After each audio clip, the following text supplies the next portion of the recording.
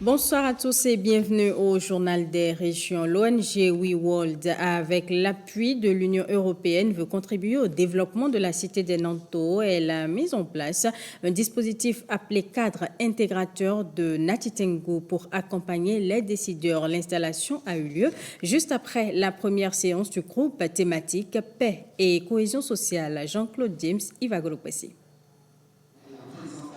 Une communication inaugurale sur le cadre intégrateur capte l'attention de ces acteurs conviés par WeWorld et ses partenaires. Leur mission est de contribuer au développement de Natitengu en œuvrant pour la préservation de la paix et la cohésion sociale.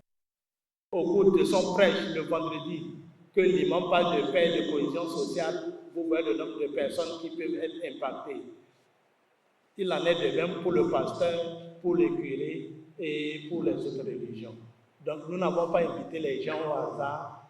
Donc en accompagnant aujourd'hui la mairie au lancement officiel du cadre intégrateur, nous voulons marquer notre engagement pour la paix et la cohésion sociale. Le cadre intégrateur sera surtout dit là, qui sera là pour faciliter non seulement les échanges entre les organisations de la société civile et la mairie de Natitengu, d'une part, et d'autre part, de faciliter la redevabilité à l'endroit des populations de la commune de Natitengu. Il y a d'autres communes, suivant les spécificités, peuvent aller à 15.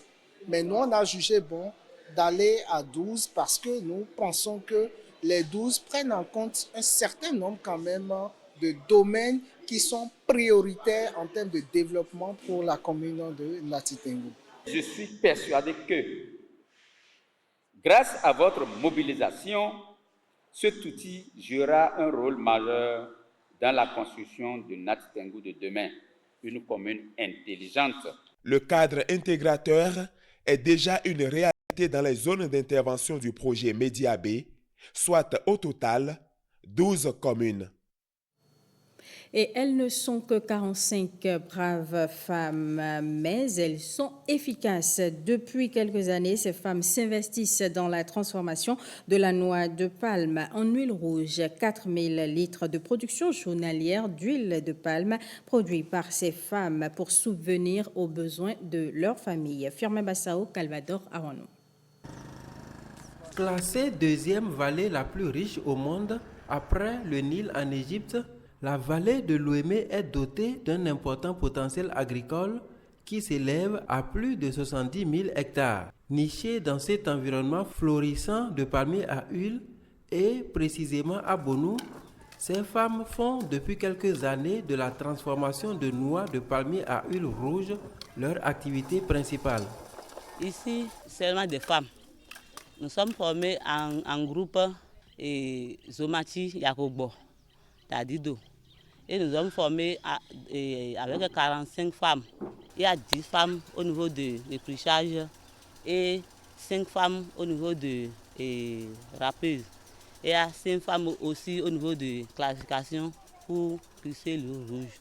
20 tonnes de noix de palme transformées en huile rouge par jour, soit une capacité de production de 4000 litres. Une vraie manne qui peine à trouver de marché, si ce n'est que les commerçants venus du géant voisin de l'Est, et ceci à vil prix. Si on prend les gens de Nigeria maintenant, si elle achète aujourd'hui à 10 000, demain elle peut arriver pour dire le Naira est gâté, il peut 17 000. Et c'est là il y a la perte. De l'avis des productrices, la matière première ne fait pas défaut. Les difficultés sont essentiellement liées à la vétusté et à l'insuffisance des matériels de transformation. Nous cherchons les grosses machines qui peuvent nous aider à faire beaucoup de plus. De la vente de l'huile de palme et ses dérivés, ces femmes arrivent à aider leurs époux dans la scolarisation des enfants, l'apprentissage et dans les soins de santé. Elle leur permet aussi d'être financièrement autonomes. 97 orphelins des professionnels des médias reçoivent des kits scolaires, une initiative qui vise à les soutenir en ce début d'année scolaire. La remise des kits a eu lieu à la Maison des médias Juanita Akbayonide et Esther Ramessiga. Des sacs, des cahiers, des stylos et bien d'autres fournitures. De quoi donner un autre sens à l'année scolaire de ces 97 orphelins.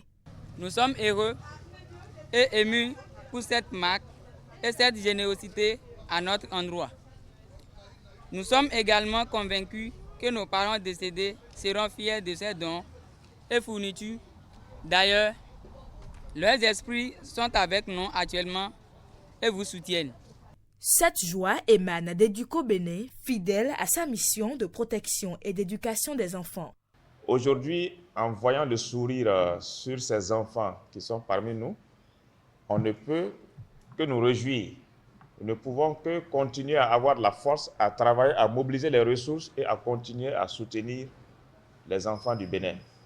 Dans la maison des médias, les enfants présents aujourd'hui viennent de divers départements, le Plateau, l'Ouémé, le Koufo, le Mono, l'Atlantique et bien sûr le littoral.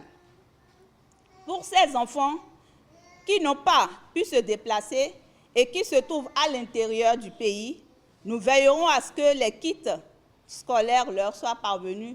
Ces enfants devenaient comme un modèle Raphaël Tidimé.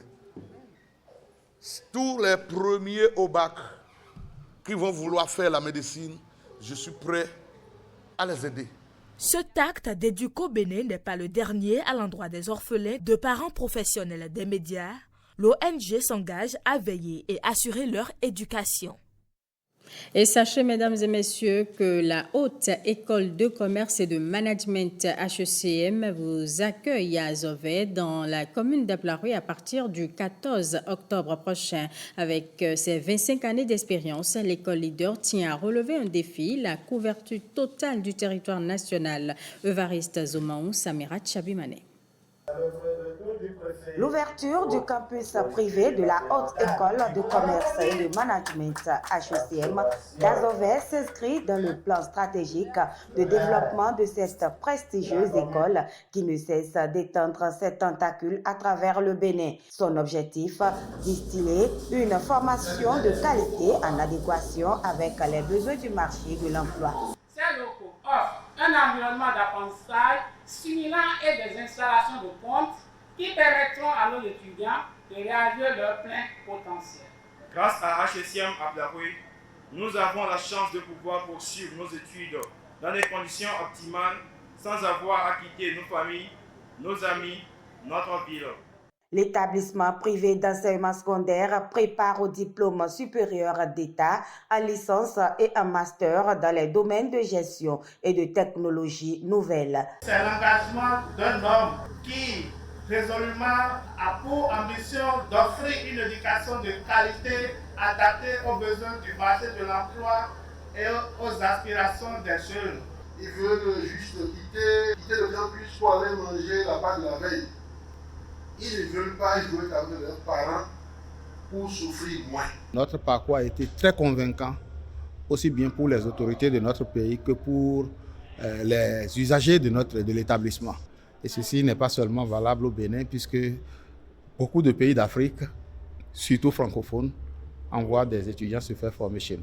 Et nous avons jusqu'au 14 octobre pour permettre à tous ceux qui vont s'inscrire de bénéficier du tarif promotionnel qui leur fait économiser 100 000 francs sur les frais de scolarité. Jusqu'au 14 octobre prochain, les populations sont invitées à des journées portes ouvertes pour découvrir les offres de formation disponibles à la Haute École de Commerce et de Management d'Azové. La direction départementale du tourisme, de la culture et des arts du Zou et des collines promeut l'excellence en milieu scolaire via le tourisme. Elle a offert aux meilleurs candidats au CEP 2024 du Zou une sortie découverte à caractère touristique. L'initiative, qui en est sa 5e édition cette année, a conduit ces touristes d'un jour sur des sites attrayants sélectionnés avec soin. Pierrette Adayossi, Cadnel Capo.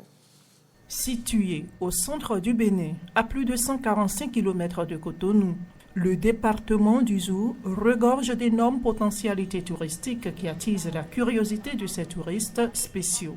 Ce sont les apprenants qui ont émerveillé le département par leurs résultats à l'examen du certificat d'études primaires CEP, session de juin 2024. Entre autres destinations de rêve visitées. L'Institut français d'Afrique noire, IFAN, où toute l'histoire du royaume du Dahomey est racontée. Le premier, c'est celui de réunion du roi. Enfant l'appelle à Djalalaho. Le lieu unique, un espace contemporain de création d'œuvres artistiques. Le tout situé en plein cœur de la ville d'Abomey. Direction, la ville Kafur, Boikon. Au menu de la visite ici, des installations de l'Hôtel des Princes,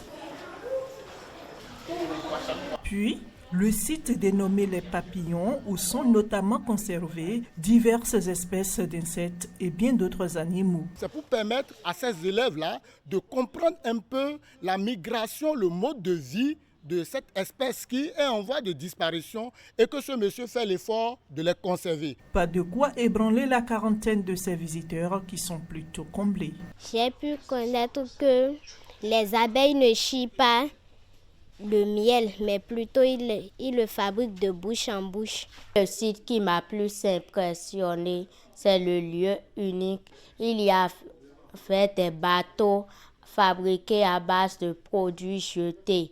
Il y a fait les statues des Amazones. Il y avait les différents instruments de musique que nos ancêtres utilisaient. Ces meilleurs candidats au CEP 2024 dans les 9 communes du département du Zou reçoivent aussi des fournitures scolaires. Je remercie le ministre des Arts, de la Culture et du Tourisme. L'initiative est noble et le conseil communal est vraiment content que Kobe aussi abrite cet événement. Puisque vous avez choisi une journée pour le faire, nous avons aussi nos enfants de Kobe dedans, nous sommes vraiment contents. Le premier objectif est de primer l'excellence en milieu scolaire. Et le deuxième objectif est de familiariser les enfants avec la pratique du tourisme local. Cette sortie découverte à caractère touristique a permis à ces apprenants de toucher du doigt les attraits touristiques du Zou. Le tout dans une ambiance festive. Et puis, la formation diplômante des entraîneurs en athlétisme a pris fin à Abomey. Après plusieurs semaines de cours théoriques et pratiques en présentiel et par visioconférence, ces entraîneurs ont désormais de quoi justifier leurs compétences. On retrouve Pierrette Adayossi et Kadnel Kapo. C'est par une remise d'attestation de fin de formation aux participants que cette session de renforcement de capacité s'est refermée. Des séances de formation qui leur ont permis d'apprendre et de bénéficier des techniques de différentes familles d'épreuves à l'athlétisme. Je tiens d'abord à remercier le ministère d'avoir pensé à une telle initiative. Cette formation nous permettra d'améliorer notre planification, surtout au niveau de la méthodologie du coaching et aussi d'envoyer les enfants à un haut niveau. Donc, cette chance que vous avez, c'est une ambition clairement affichée du gouvernement du président Patrice Talon qui s'est donné les moyens de le faire. Vous avez reçu la formation dans des conditions optimales, ce qui vous prédispose à être plus performant sur le terrain. Pendant ces 5 jours, ils ont pu goûter aux pratiques des différentes familles d'épreuves en athlétisme, notamment les courses, les lancers, les sauts, les épreuves combinées, les sprints de raie, demi-fond-fond et marche. Les candidats ont eu 3 semaines pour faire un cours en ligne où ils ont validé jusqu'à la date du 25 et c'est seulement ceux qui ont validé ces cours en ligne qui sont maintenant arrivés à Abomey depuis le 26 septembre jusqu'à ce jour. La formation, elle est diplômante. C'est une formation qui leur donne droit à un numéro matricule au niveau de World Athletic. Cette formation diplômante est à mettre à l'actif du ministère des Sports et de la Fédération béninoise d'athlétisme. Et c'est la fin de ce 19h. Merci à tous de l'avoir suivi.